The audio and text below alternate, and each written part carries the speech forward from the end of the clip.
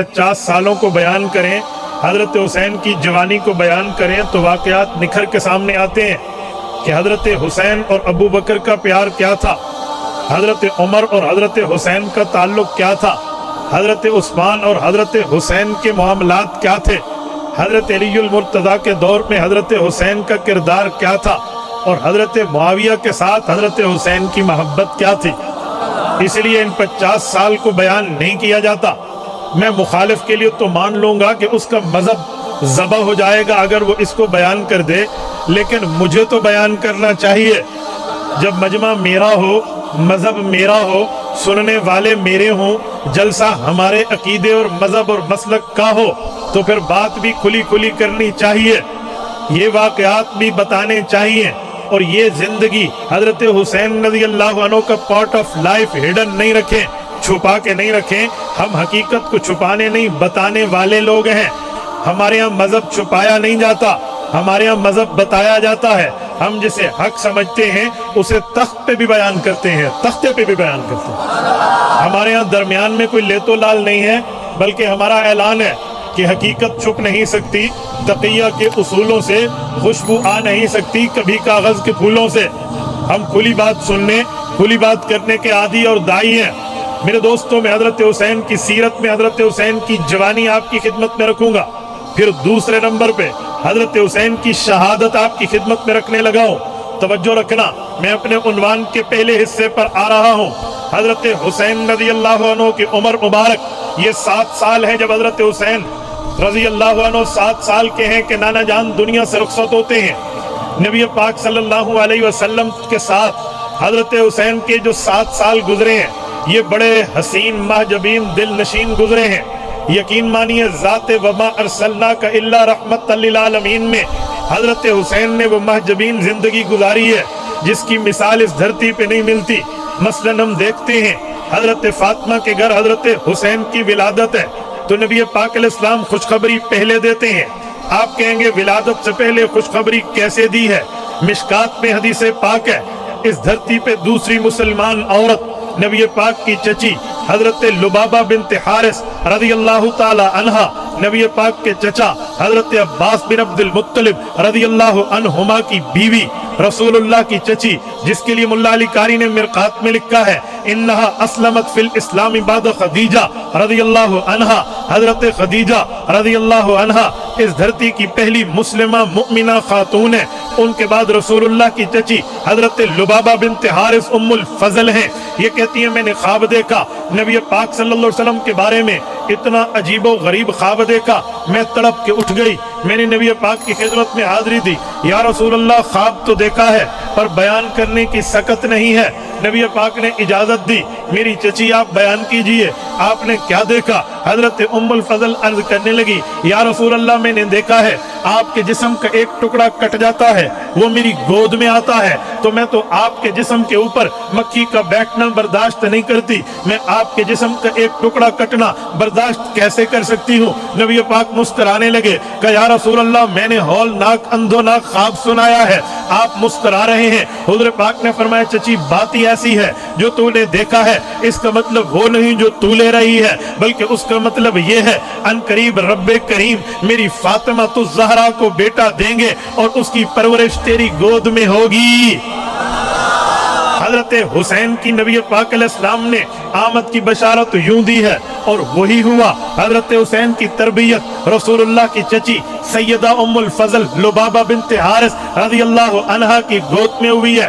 میری بات کا مطلب نبی پاک کا حضرت حسین کے ساتھ ایک تعلق یہ ہے، حضور پاک علیہ السلام نے کبھی مؤذن بن کے آذان نہیں دی ہے، لیکن اپنے نواسوں کے کان میں پیغمبر علیہ السلام نے بعد الولادہ آذان ادا فرمائی ہے۔ میرے دوستو حضرت حسن حسین کے لیے نبی پاک نے عقیقہ فرمایا ہے، حدیث پاک میں ہے، حضرت یعلا بن مرہ ثقفی رضی اللہ عنہ راوی ہیں، امام ابن ماجہ القزوینی رحمہ اللہ نے سنن ابن ماجہ میں اس حدیث हदीस पाक को जगह दी है। वो फरमाते हैं नबी पाक अलैहिस्सलाम काना युज़ाहिकुहुल हुसैना, हुज़ूर पाक अलैहिस्सलाम हजरत हुसैन से बड़ी तरतीब से प्यार फरमाते हैं। वो तरतीब से प्यार का वाकया ये है, नबी पाक दावत पे जा रहे, हजरत हुसैन मदीना के बच्चों के साथ गली में खेल रहे, नबी पाक बैठे, बुलाया आओ बेटे, हजरत हुसैन करीब ना आए, जैसे बच्चा बड़े के पास आते हुए थोड़ा सा डरता है। हुज़ूर पाक अलैहिस्सलाम ने बड़े हाथ खोले, हजरत हुसैन करीब आए, हुज़ूर पाक फिर भी खोले रखे। उनको यकीन हुआ कि नाना जान पकड़ नहीं रहे। जब वो बिल्कुल करीब हुए, हुज़ूर पाक अलैहिस्सलाम ने पकड़ लिया, सीने से लगाया, आसमान की तरफ नजर उठाई, यूं दुआ की, अल्लाहुम्मा इन्नी उहिब्बु हुसैना फअहिब्बहुमा, अल्लाहुम्मा इन्नी उहिब्बुहुमा फअहिब्बहुमा व अहिब्ब मन युहिब्बुहुमा। ए अल्लाह, मैं इस हसन हुसैन से बड़ा खुसूसी प्यार करता हूँ, आप भी इनसे प्यार रखें, जो इनसे प्यार रखे आप भी उनसे प्यार रखें। हजरत हुसैन के साथ हुज़ूर पाक के ताल्लुक का एक मतलब आगे भी है।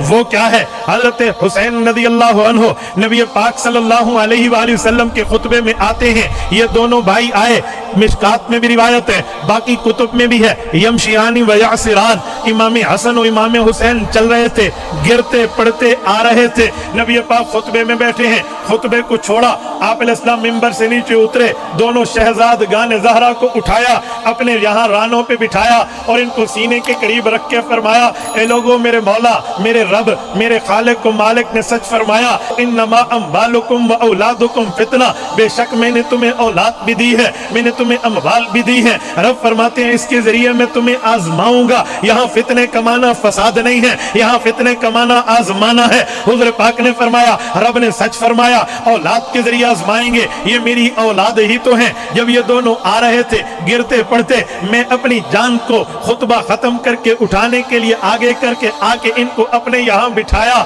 इनसे मुझे कितना प्यार है पता चला, इतना प्यार था किसी सहाबी को नहीं फरमाया इन्हें उठा दे, खुद तशरीफ ले गए। हजरत हसन हुसैन के साथ हुज़ूर पाक सल्लल्लाहु अलैहि वसल्लम का प्यार इससे बढ़ के भी एक मौके पे है।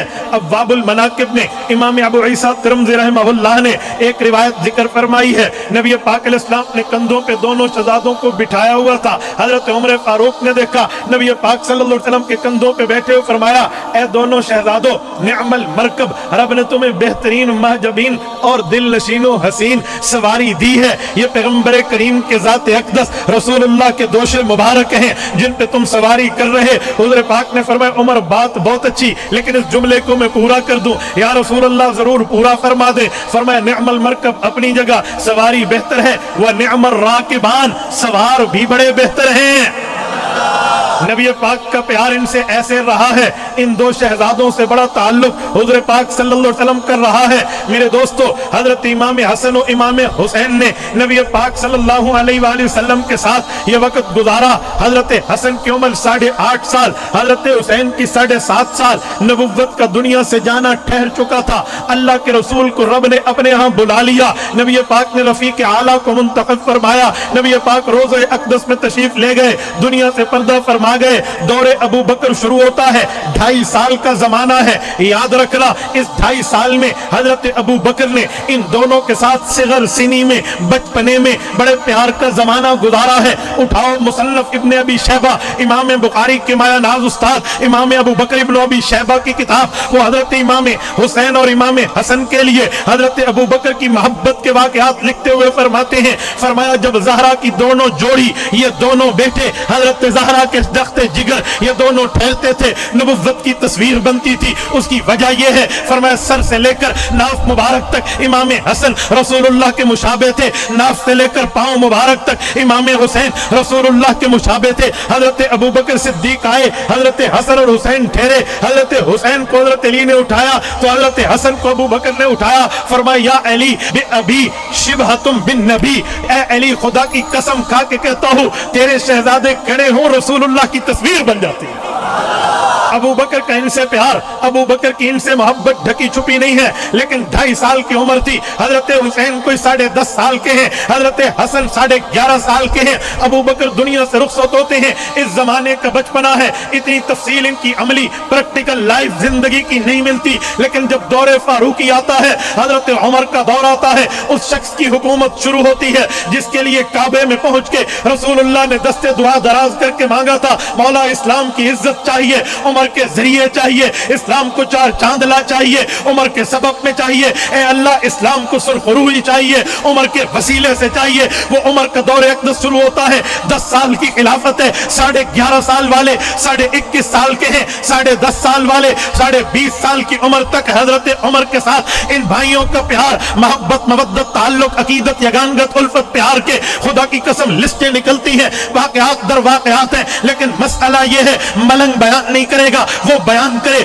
اس کے مذہب پہ کلہاڑا چل جائے، وہ بیان کرے اس کے مذہب پہ چھرا پھر جائے، وہ بیان کرے اس کا مذہب اپنی موت آپ مر جائے، کیونکہ جھوٹے مذہب کی بنیاد افواہوں پہ ہوتی ہے، جھوٹے مذہب کی بنیاد جھوٹ کے اوپر رکھی جاتی ہے، جھوٹے مذہب کی بنیاد گمراہی پہ ہوتی ہے، لیکن اہل سنت سچ بولنے والے، سچائی بیان کرنے والے، اپنے مذہب کو سچائی میں پیش کرنے والے ہیں۔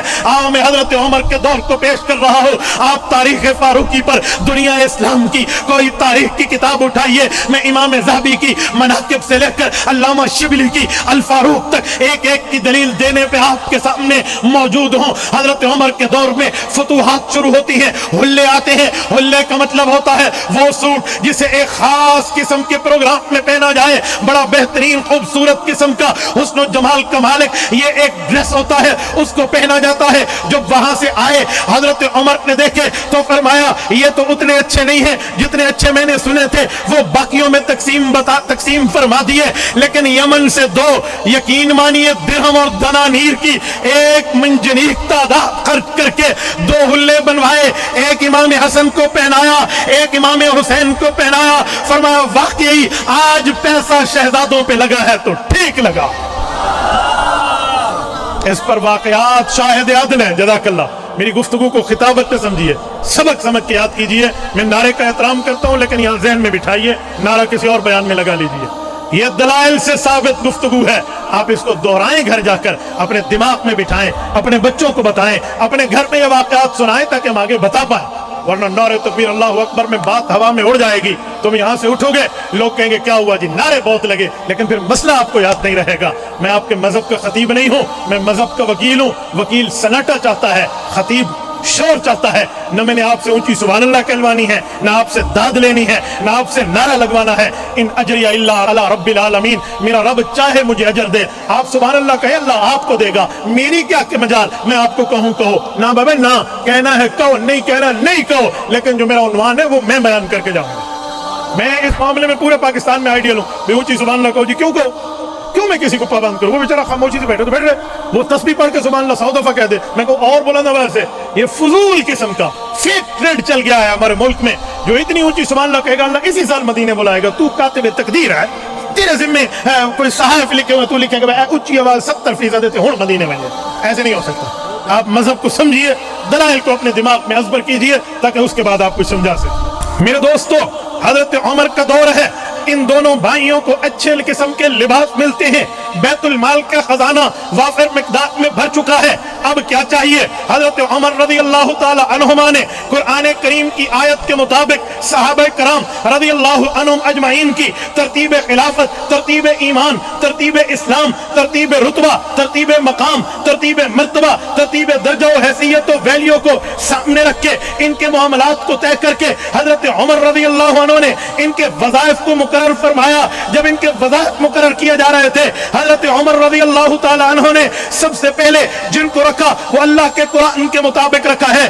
رب کریم نے صحابہ کرام کے طبقات بیان کرنے کے لیے 11ویں پارے کے پہلے صفحے پہ فرمایا والسابقون الاولون من المہاجرین والانصار والذین اتبعوهم باحسان رضی اللہ عنہم ورضوا عنہ۔ یہ سورت نمبر 9 سورت توبہ ہے، آیت نمبر 100 ہے، 11واں پارہ ہے، پہلا صفحہ ہے۔ رب کریم فرماتے ہیں اے لوگوں ایمان میں مضبوط، درجے میں مضبوط، حیثیت میں مضبوط، ویلیو میں مضبوط رسول اللہ کی جماعت میں پہلا طبقہ مہاجرین کا ہے، جنہوں نے مال بھی چھوڑا، جان بھی لگائی، وقت بھی لگائی، صلاحیتیں بھی لگائی، طاقتیں بھی لگائی، कुव्वतें भी लगाई, नबी पाक पे तन मन धन को लुटाया। उन लोगों ने अपने घर बार छोड़ने पड़े छोड़ दिए, कारोबार छोड़ना पड़ा छोड़ दिया, फिर वो आए मदीना तैयबा। उसके बाद नंबर है वस्साबिकून अल-अव्वलून के बाद, मुहाजिरीन के बाद वल अंसार, मदीना के बनु हजरत और बनु औस के उन सहाबा कराम का जिन्होंने अपने माल रसूलुल्लाह के लिए, इनके सहाबा के लिए, इनकी अहले बैत के लिए वक्फ कर दिए थे, अपनी औलाद इन पर वक्फ कर दी थी, अपने खेत इन पर वक्फ कर दिए थे, अपनी जमीनें इन पर लगा दिए थे और अपने एक एक चीज में मुआहद करके इनको भाई भाई बनाया था। इन दोनों का रुतबा सबसे बढ़ के है, उसके बाद बाकियों का रुतबा है। और फिर इसके बाद कुरान करीम इससे बढ़ के एक जुमला कहता है, यह सूरतुल हदीद की आयत नंबर 10 है। रब्बे करीम फरमाते हैं ला यस्तवी मिनकुम मन अनफक़ मिन क़ब्ल अल-फ़त्ह व क़ातल उलाइका अअज़मु दरजतन मिन अल्लज़ीना आमनू मिन बअद व क़ातलू व कुल्लुन वअदल्लाहुल हुस्ना। फरमाए लोगों, फिर रुतबा देखना है उन लोगों का, देखो जो फतेह मक्का से पहले ईमान लाए, जिहाद फी सबीलिल्लाह में शरीक हुए, खर्च किया, फिर बाद में ईमान लाए। चार तबके हुए, मुहाजिर अव्वल, अंसारी अव्वल, फतेह मक्का से पहले, फतेह मक्का के बाद, जिनमें असहाबे बदर, असहाबे उहद, असहाबे शजरा, इस तरह की तरतीबें हैं। हजरत उमर ने ये सामने रखा, वजीफों में सबसे पहले मुहाजिरीन को रखा, असहाबे बदर को रखा, खुलफाए राशिदीन को रखा, असहाबे उहद को रखा। इन सब को रखते रखते बात वालों के फिर बात के वजीफे रखे। मेरी तफसील बताने का मतलब यह है, जब बारी आई रसूलुल्लाह के इन शहजादों की, हजरत उमर रज़ियल्लाहु अन्हु ने इनका वजीफा मुहाजिर सहाबी, अव्वल दर्जे का सहाबी, बदरी सहाबी, जंग बदर के शरीक सहाबी के बराबर आला दर्जे का वजीफा मुतय्यन था, आला दर्जे का। क्यों? हजरत उमर जानते हैं ये औलाद ज़हरा है, पैगंबर की बेटियां तो कई हैं, चौथी चहीती बेटी हजरत ज़हरा है, फातिमा तो ज़हरा। ज़हरा फूल को कहते हैं, फूल से खुशबू बिखरती है, फातिमा से औलाद पैगंबर चली है। हजरत उमर ने इनकी यूं कदर की। आगे चलिए, अहले सुन्नत की कुतुब से लेकर अहले तशय्यो की कुतुब तक जिम्मेदार हों। हजरत उमर का दौर है, यज़्द जर के ऊपर फतह मिली, ईरान फतह हुआ, वहां से बेटियां उसकी कैद होकर आई।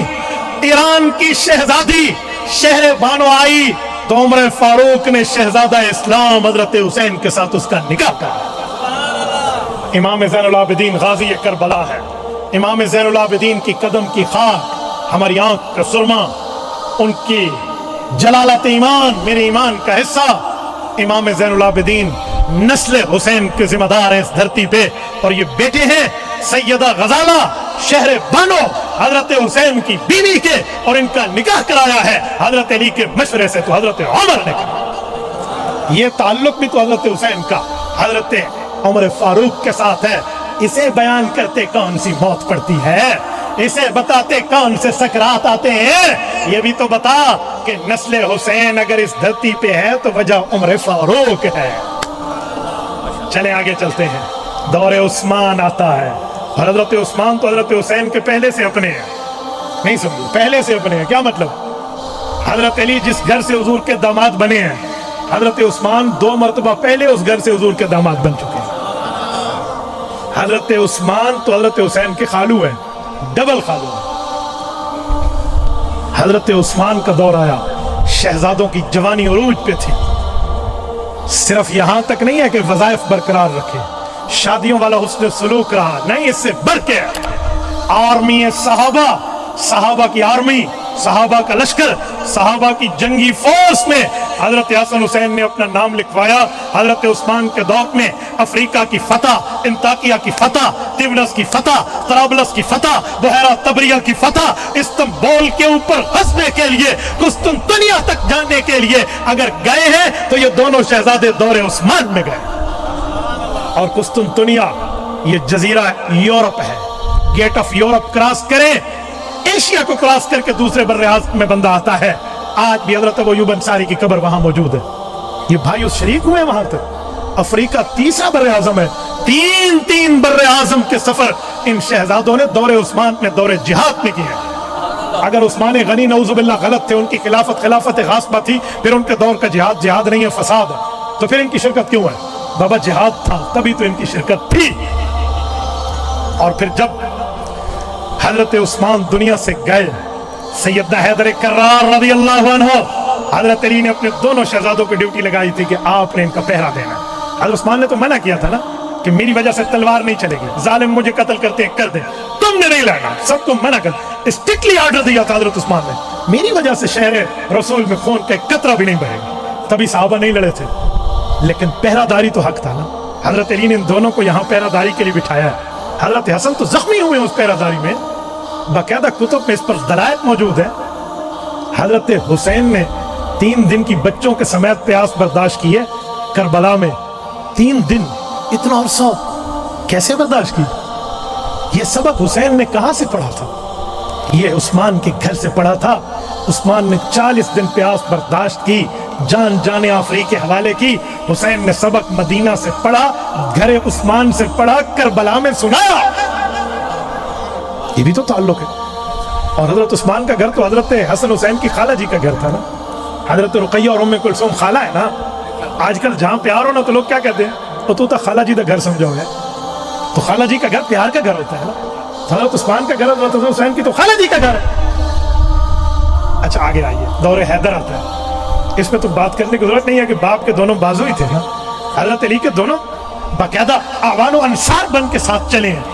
5واں دور دور معاویہ ہے۔ اس دور میں ان شہزادوں نے کیا گزارا کیا یہ تو بتاؤ، یہ بھی تو سنایا جائے۔ یاد رکھیں یہ خوشبو ہے، اسے ہر سوکھ پھیلنا ہے، جسے اچھی نہیں لگتی وہ کنارہ کر لے، لیکن یہ دلائل اجلے ہوئے ترتیب سے دنیا کتب میں موجود رہیں گے۔ حضرت علی کی شہادت ہوئی ہے، حضرت امام حسن، امام حسین اور ان کے بچپن کے یار قیس بن سعد بن عبادہ رضی اللہ عنہما، ان تینوں نے بیٹھ کے فیصلہ کیا کہ کوفی یہ تو کسی کام کے لوگ نہیں ہیں، یہ تو ہمارے مخالف بنتے جا رہے ہیں، ہمیں حضرت معاویہ سے صلح کرنی چاہیے۔ اور یہ بھائی گئے، دمشق پہنچے، حضرت معاویہ کے پاس گئے اور حضرت معاویہ سے صلح کی۔ حضرت معاویہ نے ان کے سامنے سفید کاغذ پہ دستخط کر کے رکھ دیا کہ بھتیجو جو شرط لکھ رہی ہو لکھ لو، ہم نے پہلے قبول کر لیا، اور یہ صلح ہوئی۔ یہ صرف میری کتاب میں نہیں، تیرے گھر کی کتب میں موجود ہے۔ تیرے علامہ اربلی نے کشف الغمہ فی معرفت الائمہ جلد نمبر 2 میں لکھا، بایع الحسن والحسین وقیس، کہ ان تینوں نے بیعت فرمائی، حضرت حسن حسین اور حضرت قیس نے۔ بلکہ حضرت قیس نے تو حضرت حسین کو یوں دیکھا تھا کہ کر لوں بیعت، تو حضرت حسین نے فاوما بایما، یوں آنکھوں سے اشارہ کر کے کہا تھا قم فبعی انہ امامی الحسن رضی اللہ عنہ، کہ قیس تجھے بیعت کرنی چاہیے، حسن میرا بھی امام ہے، تیرا بھی امام ہے، جب اس نے کر دی ہمیں بھی کرنی چاہیے۔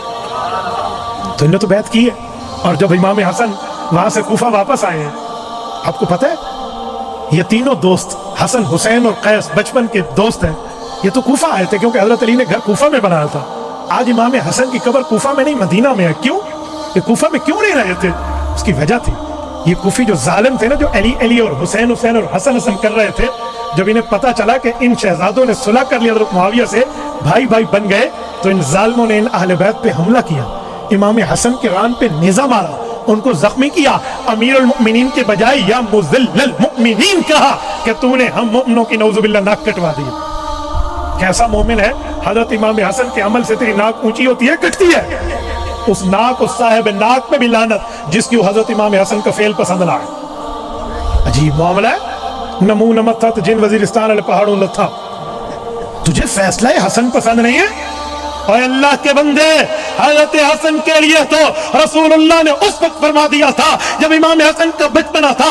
سیدنا نفیع ابن حارث، حضرت ابو بکر الثقفی رضی اللہ عنہ کی روایت ہے، حضرت حسن کو حضور نے اپنی گود میں بٹھایا، فالتفت الی الناس والحسن مرہ، حضور ایک مرتبہ لوگوں کو، ایک مرتبہ حسن کو دیکھ کر فرماتے، لوگوں ان بنی ھذا سید، میرا بیٹا حسن سردار ہے، فلعل اللہ ان یصلح به فئتین عظیمتین من المسلمین، اللہ اس سے 2 گروہوں میں صلح کروائے گا جو دونوں گروہ مسلمان ہوں گے۔ یہ حدیث حضرت معاویہ بھی جانتے تھے، حضرت حسن بھی جانتے تھے۔ صلح حسن آج تک برقرار ہے، جو صلح کو مانے رب اس کی صلح رکھے، جو حسن کی صلح مانے اللہ اس کی صلح قائم رکھے، لیکن جسے صلح حسن قبول نہیں ہے، مجھے اور آپ کو یہ کیسے قبول ہے؟ میں تبھی تو کہتا ہوں جنگ کے بعد صلح ہو جائے، جنگ کی بات کرنے والا فسادی ہوتا ہے۔ جب ایک بات پوری ہو گئی، صلح ہو گئی، راضی نامہ ہو گیا، اب جنگ کی بات کیسے ہوگی؟ تبھی میں کہتا ہوں حضرت حسن تیرے چہرے پہ نوری جمال ہے، تو نے کی ہے امیر معاویہ سے صلح، یہ تیری کمال ہے۔ ہم اہل سنت والجماعت کرتے ہیں تیری تائید، تو نبی کا نواسا علی کا لال ہے۔ جس دن سے تو نے صلح کی پھر جنگ نہیں ہوئی، تیری صلح بحال ہے، تو علی کا لال ہے۔ یہ صلح تو برقرار، اور ان بھائیوں نے تادم وفات صلح کے اوپر کار بند رہ کے دکھایا، اور حضرت معاویہ نے وفات تک ان سے وفا کر کے دکھایا۔ مجال کوئی ایک دن، کوئی ایک لمحہ، کوئی ایک موقع، کوئی ایک موسم ایسا آیا ہو کہ ان بھائیوں نے حضرت معاویہ سے اختلاف کیا۔ امن، محبت، بھائی چارہ، تعلق بالکل ٹھیک۔ عجیب معاملہ ہے، ان نے تو بالکل محبت رکھی ہے اور آج بالکل اپوزٹ کر کے پیش کر دیا جاتا ہے۔ عجیب سے عجیب معاملہ۔ کوئی دنیا کا بدتمیز بیٹھے گا جہلم سے بیٹھ کے کہے گا حضرت معاویہ نے یوں کیا۔ میں نے کہا لانتی شکل و عقل والے، تم حضرت معاویہ پہ تبرہ کرنے والے آئے، حضرت علی کا سگا بیٹا امام حسن حسین ہے، اس نے تو پوری زندگی ان کے خلاف ایک جملہ بھی نہیں کہا، بلکہ ان کے ہاتھ میں ہاتھ دے کر ان کی بیعت کر کے ان کی تائید کی۔ تم حضرت حسین کا نام لے کر حضرت معاویہ پہ انگلی صاف کرنے کی کوشش کرو گے، انشاءاللہ ہم آئین اور قانون کے دائرے میں اب وہ بل پاس ہم نے کرا لیا ہے کہ اس اٹھتی انگلی کو ہم توڑ کے دکھائیں گے۔ یاد رکھو رسول اللہ کے صحابہ، حضور کی اہل بیت کی حرمت تا قیامت قائم۔ کسی نے پہلے جرت کی تھی تو تب بھی انجام کو پہنچا تھا، اب تو مفتی محمود کی نسل نے تمہیں انشاءاللہ آئین اور قانون کی سزا دینی۔ میں نے کہا کل بھی جمعیت العلماء کو طاقت تھی، انہوں نے مرزائیوں کی منجی ٹھوکی تھی، آج جمعیت علماء اسلام پاور میں ہے تو ان کی چھوٹی بہن بھائیوں کی منجی ٹھوکی ہے۔ یقین مانیے رب کریم کا بڑا کرم ہے۔ میں نے تو کھلا کھلا کہا کہ اب یہ جہل میں بک بک کرے نا صحابہ پہ، حضرت معاویہ پہ، حضرت مغیرہ بن شعبہ پہ یا کسی اور صحابی پہ، جہلم کے مسلمانوں کو میں نے کہا یقین مانیے FIR لے کر آنا آپ کا کام اور الٹا لٹکانا پھر آئین کا کام ہوگا۔ کل سے بل پاس ہوا ہے اور کل سے وہاں الٹی چارپائی کر کے جہلمی کے ہاں شامہ پہ گئے، کل سے کم پورا ہے۔ شرم نہیں آتی ہے؟ آج ایک بندہ وہ تصویر دکھا رہا تھا کہ ہون تو پورے شامہ پہ گئے، بک بک کرتے ہیں رسول اللہ کے صحابہ، بکواس کرتے ہیں۔ یاد رکھو کتا لاکھ بھونکے اس کی بھونک چاند تک نہیں جاتی، چمگاڈر ہزار لان تان کرے سورج کی روشنی ماند نہیں ہوتی۔ اور فی تم دیکھ زغوغائے رکیبہ، آواز سگان کم نہ کند رزق گنا، کبھی کم نہیں ہوا کرتا۔ تو میرے دوستو یہ 5 ادوار ہیں، حضرت حسین کی جوانی ہے، اس کو بھی تو بیان کرنا چاہیے۔ یہ میں نے صرف جھلکی پیش کی ہے آپ کے سامنے، توجہ رکھیں اور ٹائم صرف اس پر پورا ہو رہا ہے۔ تبھی میں نے کہا تھا مجھے صرف ایک عنوان دیں، اب یہ مجھے 2 عنوان دے رہے تھے، یہاں حضرت عمر بھی کرے حضرت حسین بھی کرے۔ میں اگر 2 خطیب ہیں تو ایک عنوان ایک دوسرے کو دے دیں، مجھے چلو کوئی اوکھا عنوان دے ہو جا، لیکن عنوان تو ایک ہی دے نا۔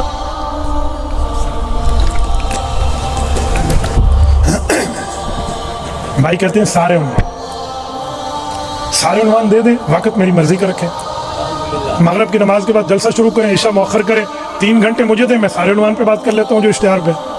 آپ مجھے رات 11:15 بجے بیان کا ٹائم دیں گے، جب تاریخ چینج ہونے میں 45 منٹ باقی ہوں گے، 9 کا ٹائم لے کے 10 میں بیان کروائیں گے تو کون کرے گا؟ صبح کی نماز مولوی نے بھی پڑھنی ہے، باقیوں نے بھی پڑھنی ہے، یا جلسے والی فجر کی نماز معاف ہوگی؟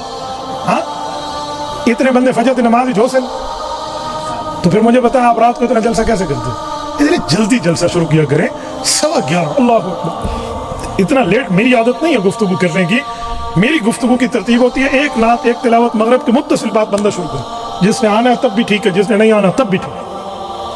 اچھا اب میں شہادت شروع کرنے لگا ہوں جو دوسرا عنوان ہے، توجہ ہے آپ کی؟ جن کی توجہ ہے ذرا ہاتھ کھڑا کریں، پورے مجمع، جزاک اللہ۔ اس کا معنی وہاں کی مجمع جاگ رہے ہیں۔ میرے دوستو اگر ہم حضرت حسین کی شہادت پر غور کریں کہ شہادت کوفہ میں ہوئی کیوں، کربلا میں ہوئی وجہ کیا ہے، سبب کیا ہے، وجوہات علل ریزن بیس کیا ہے، کس بنیاد پر نواز رسول کا خون بہایا گیا، کیا معاملہ؟ ہم نے دیکھا حضرت حسین امام حسن کے ساتھ کوفہ سے واپس آئے، مدینہ رہے، کوفیوں کی غداری سے امام حسن تنگ دل ہو گئے تھے، امام حسن نہیں گئے، مدینہ میں رہے، امام حسین بھی مدینہ میں رہے۔ یزید کا دور آیا، کوفیوں نے حضرت امام حسین کو مکہ میں خط لکھ کر بلانا شروع کیا، امام حسین نے نہیں جانے کا فیصلہ کیا، مشورہ صحابہ کے ساتھ تھا نہیں جانا۔ 5 مہینے گزرے، شعبان، رمضان، شوال، ذوالقعدہ، ذوالحجہ تک 5 مہینوں دنوں تک کوفیوں کے 18,000 خطوط حضرت حسین تک آئے. حسین آئیے, قیادت کیجئے, دین سمجھائیے, سنت سمجھائیے, مذہب سمجھائیے. حضرت حسین جانے والے نہیں تھے. کوفی غدار ہیں. میرے ابا کے ساتھ کیا کیا, میرے بھائیوں کے ساتھ کیا کیا, میں نہیں جاتا. 18,000 خطوط آئے, واسطے دیے, نسبتیں دی, وسیلے دیے, منتیں کی, ترلے کیے. حضرت حسین نے فیصلہ کیا پہلے نمائندہ بھیجتا ہوں تو مجھے بتائے گا یہ کیسے ہیں. مسلم بن عقیل رضی اللہ عنہ کو نمائندہ بنا کر بھیجا گیا. انہوں نے نمائندے کو یقین دلایا, اس نے کنفرمیشن لیٹر لکھ دیا, ٹھیک لوگ ہیں آئیے. حضرت حسین چل پڑے, بچوں کے ساتھ تھے, فیملی کے ساتھ تھے, گھر والوں کے ساتھ تھے, خواتین کے ساتھ تھے. 8 ذو الحج کو مکہ مکرمہ سے حاجی حج کو جاتے.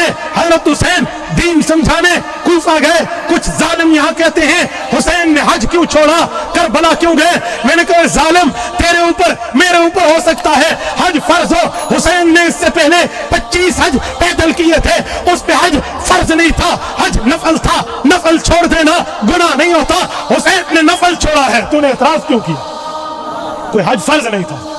کوفہ تشریف لے گئے. جس دن جانے لگے حضرت عبداللہ بن عباس نے اس دن حضرت حسین کے اونٹ کی مہار پکڑی. یہ سفر اونٹنی پر ہے, یہ ریت کا سفر ہے, یہاں گھوڑا نہیں چلتا, یہ پورا سفر اونٹنی کا ہے, اونٹ ریت کا جہاز ہے.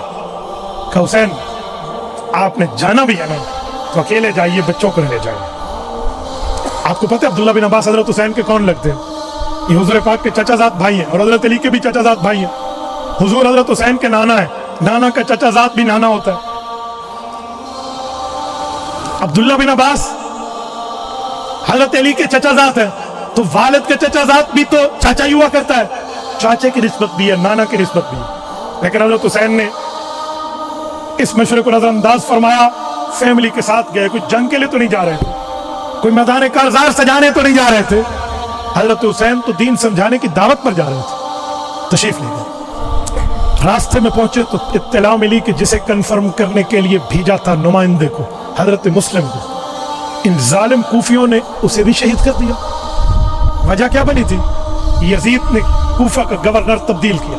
اسے پتا چلا نا وہاں کوئی معاملہ چل رہا ہے. نعمان بن بشیر رضی اللہ عنہ صحابی تھے, ان کو ہٹایا, اور ان کی جگہ, وہ بوڑھے تھے, بزرگ تھے, ان کی جگہ ایک ظالم فارسی لڑکی کا بیٹا ابن مرجانہ, جسے عبید اللہ بن زیاد کہتے ہیں, اس ملعون کو اس نے گورنر بنا کے بھیجا. اور وہ ابن زیاد آیا نا, کتب تواریخ میں آتا ہے اس نے اپنے منہ پر یوں نقاب اڑا ہوا تھا, بالکل ایسے, ہاتھ میں تلوار لیے, کالے گھوڑے پہ بیٹھا ہوا. دارالامارہ کوفہ میں آیا تو کوفی جمع ہو گئے کہ حضرت حسین آئے.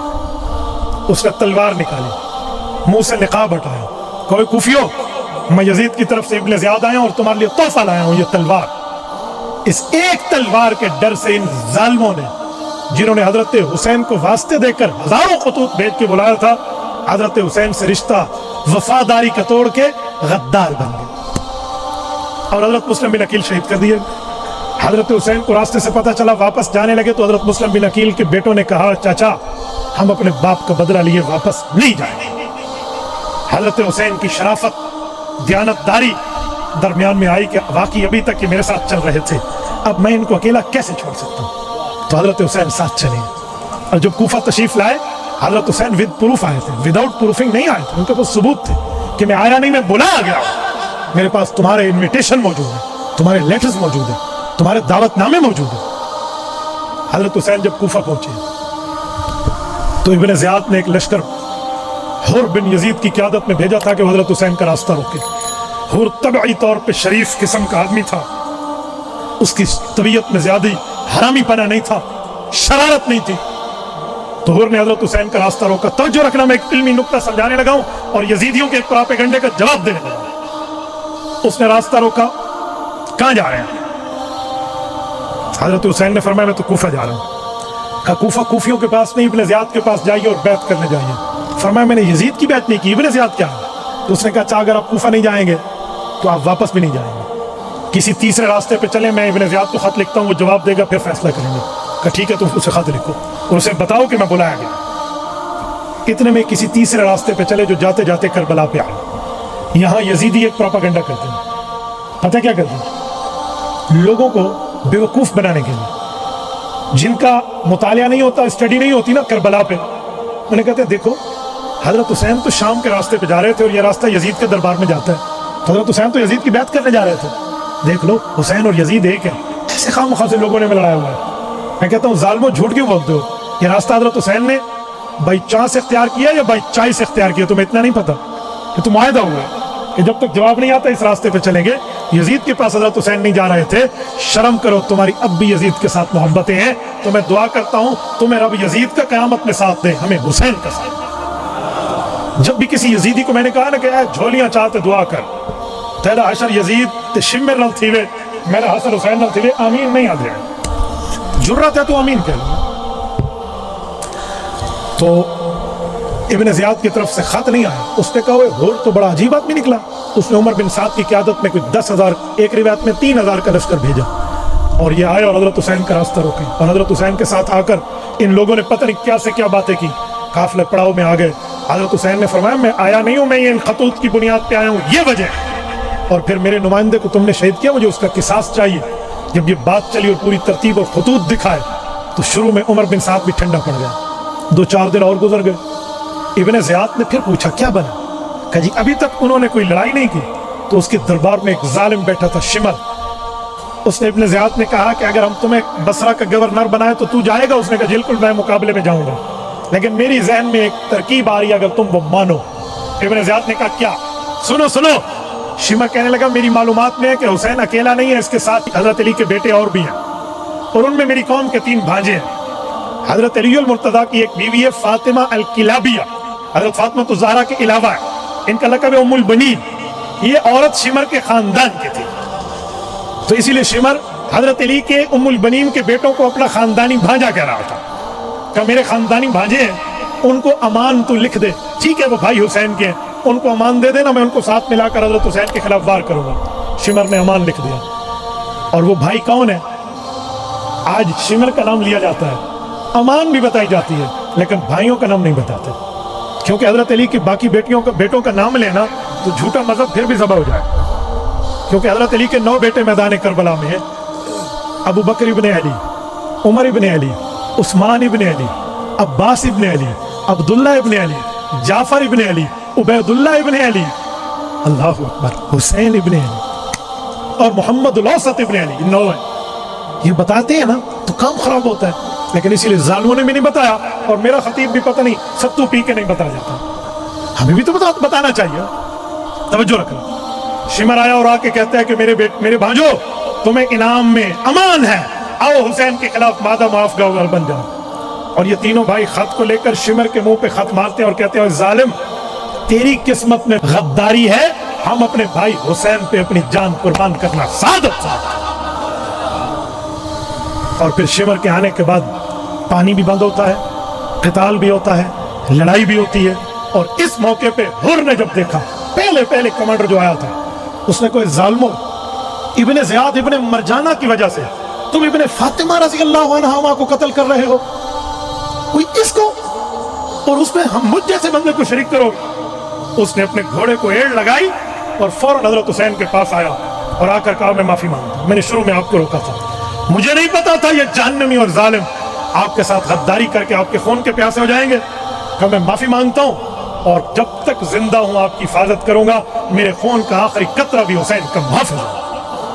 और हुर का नाम तारीख में अमर हो गया। उसने जान कुर्बान की आकर, शायद उसके मुगालते का यही कफारा काफी हो जाएगा कल क़यामत में अल्लाह के दरबार में। उसके बाद जो ये तारीख का जुल्म दोहराया गया, अगर अल्लाह की कसम मैं इस बात को शुरू करूँ ना, उलमा जानते हैं मजमू ज़वायद की 2री जिल्द में मुस्नदुल हुसैन उठाइए, 88 रिवायात इमाम इब्न हजर हैसमी अल मक्की अल मुतवफ़ा 808 हिजरी ने जो जिक्र फरमाई है ना, वाक़या करबला के हवाले से मजीद रिवायात भी, खुदा की कसम इस मजमे में कोई आंख ना हो जिसके दाढ़ी तक आंसू न पहुंच जाए। तारीख का वो जुल्म दोहराया गया। यूं ज़बत के बंधन टूटे, अगर आसमान की आंखों में खून के आंसू हो तो वो खून के आंसू रोए। अभी रसूलुल्लाह को दुनिया से गए हुए एक आधी सदी भी पूरी नहीं है, इन जालिमों ने नस्ल पैगंबर को यहाँ कत्लेआम करके रख दिया। और ये वही जालिम है जो कल हजरत अली के खिलाफ थे, ये वही जालिम है जो कल हजरत हसन की सुलह हजरत मुआविया के खिलाफ थे, ये वही जालिम है जो बदला हजरत हुसैन से है। हजरत हुसैन की शहादत के बाद इन जालिमों ने खैमों को पता है आग क्यों लगाई थी, कि उन खैमों में जो इनके खतूत पड़े थे वो भी जल जाएं ताकि प्रूफ और एविडेंस मिट जाए। और हमारा नाम ही ना हो कि हमने बुलाया था, ये वो जालिम कौन है? तो जिम्मेदार वही हैं जिन्होंने हुसैन हुसैन करके बुलाया था, और फिर जिनके हाथों में कल कलम थे आज उनके हाथों में तलवारें हैं, सिर्फ इब्न ज़ियाद और यजीद की खुशी की खातिर। तो मैं इनको कहता हूँ, सुनो, तुम्हारे लिए हजरत ज़ैनब की बद्दुआ काफी है। फरमाया अल्लाह मेरे हाफिज को शहीद किया, क़यामत तक इनका हाफिज करो। अल्लाह इन लोगों ने हमारे कारी को शहीद किया, क़यामत तक इनका कारी ना हो। मौला मेरे भाई का खून निकाला, क़यामत तक खून का धब्बा खून से मिटता रहे। ये ज़ैनब की बद्दुआ थी जो क़यामत को हुई। मेरे दोस्तों, ये वाक़या करबला की चंद झलकियां मैंने आपके सामने रखी। इसी पर मैं एक जुमला मजीद अर्ज करता हूँ। हजरत हुसैन के सर अक़दस को इन जालिमों ने काटा, इब्न ज़ियाद के दरबार में भेजा। इब्न ज़ियाद ने तश्त पे रख के एक छड़ी से हजरत हुसैन के होंठ की तरफ इशारा किया और यूं बात करने लगा हजरत हुसैन के हुस्न पर, तारीफ ही कर रहा था। लेकिन छड़ी जब करीब होंठों के की तो एक सहाबी इंतहाई बूढ़े, उनके हाथों में लर्जा है, उन्होंने कहा इरफा क़ज़ीबक या ज़ालिम वलक़द रअयतु रसूलल्लाह सल्लल्लाहु अलैहि वसल्लम युलाज़िमुहु। इब्न ज़ियाद अभी तक तेरी दिल की आग और बुग़्ज़ की आग ठंडी नहीं हुई, तू इस होंठों पे छड़ी मार रहा है। इन होंठों को चूमते रसूलुल्लाह को मैंने अपनी आंखों से देखा। और फिर ये सर अक़दस यजीद के दरबार में भिजवाया गया। मैं यजीद को इस जुर्म में इस तरह का बराबर का शरीक समझता हूँ कि वो 3 साल इसके बाद हुक्मरान रहा, उसने एक लम्हे के लिए हज़रत हुसैन के कातलों के खिलाफ कोई अमल नहीं किया। आप ये ना समझे मेरा कोई यजीद के साथ ताल्लुक है, वो चाहता तो बहुत कुछ कर सकता था पर उसने नहीं किया। इसी वजह से सहाबा कराम ने यजीद की बैत तोड़ दी थी।